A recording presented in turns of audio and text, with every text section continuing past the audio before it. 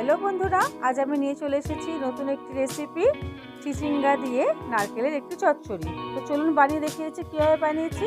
আর হ্যাঁ, যদি আজকে আপনাদের আমার এই ভিডিওটি ভালো লেগে থাকে তাহলে আপনারা আমার চ্যানেলটিকে সাবস্ক্রাইব করে দেবেন, লাইক, কমেন্ট অ্যান্ড শেয়ার করে দেবেন। তো এখানে আমি নিয়ে নিয়েছি 3টে চিচিঙ্গা, যেটাকে আমি ভালো করে পিস পিস করে কেটে এটার আমি ওপর থেকে আঁশগুলো ছাড়িয়ে নিচ্ছি। তো আমি একটু ছুরির মাধ্যমে আঁশগুলো ছাড়িয়ে নিয়েছি। এবার আমি এটাকে একদম পাতলা পাতলা করে পিস পিস করে কেটে নিচ্ছি। যতটা পাতলা কাটা যায় ততটাই আপনারা পাতলা করে কেটে নেবেন। তো এখানে আমার পুরো চিচিঙ্গাটাই কাটা হয়ে গেছে। এবার আমি এটাকে একটা পাত্রের মধ্যে নিয়ে নেব। নিয়ে আমি এর মধ্যে পরিমাণ মতন হলুদ দিয়ে, পরিমাণ মতন লবণ দিয়ে ভালো করে চটকে চটকে এটাকে আমি মেখে রাখবো। তাতে আমার এখানে যে চিচিঙ্গাটা যে আমি নিয়েছি, চিচিঙ্গাটা আমার একদম সফট হয়ে যাবে। আর চিচিঙ্গা থেকে যে অনেকটা জল বেরোয় সেটাও আমার রিডিউস হয়ে যাবে। তো আমি এইভাবে করে নিচ্ছি। এবার এটাকে আমি মোটামুটি 10 মিনিটের জন্য রেস্টে রেখে দিচ্ছি। এদিকে আমি নিয়ে নিয়েছি একটি নারকেল। নারকেলের আমি হাফ অংশই নিয়েছি, নিয়ে এটাকে ভালো করে কুড়িয়ে নিয়েছি।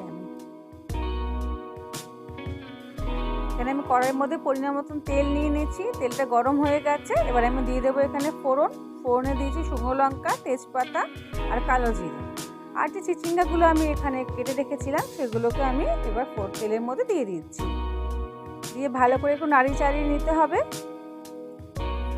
চিচিঙ্গা আমার এখানে মোটামুটি অনেকটা নরম হয়ে গেছে। তো এটাকে ভালো করে নাড়িয়ে চাড়িয়ে নিচ্ছি। দিয়ে দেবো এর মধ্যে পরিমাণ মতন লবণ। তবে হ্যাঁ, এখানে লবণ আমাদের একদম অল্প দিতে হবে, যেহেতু আমরা আগে লবণ দিয়ে এটাকে মেখে রেখেছিলাম।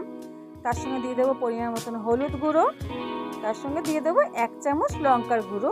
আপনারা আপনাদের ঝাল স্বাদ অনুযায়ী লঙ্কার গুঁড়োটি দেবেন। দিয়ে আবার ভালো করে মিক্স করে নিচ্ছি। ভালো করে মিক্স করে নিয়ে এটাকে এবার ঢেকে রেখে দেবো 1 থেকে 1.5 মিনিটের জন্য। আপনারা দেখছেন আজকে JtrTumpa kitchen, by the way আমি টুম্পা। এখানে দিয়ে দিলাম 2 থেকে 3টে শুকনো লঙ্কা, দিয়ে ঢেকে রেখেছিলাম। এবার এটা আমি 1.5 মিনিট পর খুলে নিয়েছি। তো আমার মোটামুটি এখানে চিচিঙ্গাটা অনেকটাই সিদ্ধ হয়ে গেছে। এবার আমি এখানে দিয়ে দেবো যে নারকেলগুলো আমি কুড়িয়ে রেখেছিলাম, নারকেল গুঁড়োটা দিয়ে ভালো করে মিক্স করে নিচ্ছি আর একবার।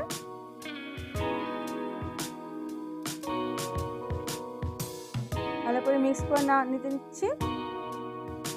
এবার এটাকে আবার ঢেকে রাখবো যাতে নারকেলটা আমার ভালো করে সিদ্ধ হয়ে যায়। কিছুক্ষণ পর এটা খুলে নিলাম। দেখতেই পাচ্ছ নারকেল আর চিচিঙ্গা আমার ভালো মতন সিদ্ধ হয়ে গেছে এখানে। তো আমার রান্নাটা মোটামুটি কমপ্লিট হয়ে গেছে। তো চলো তোমাদের এখানে আমি সার্ভ করে দেখিয়ে দিচ্ছি।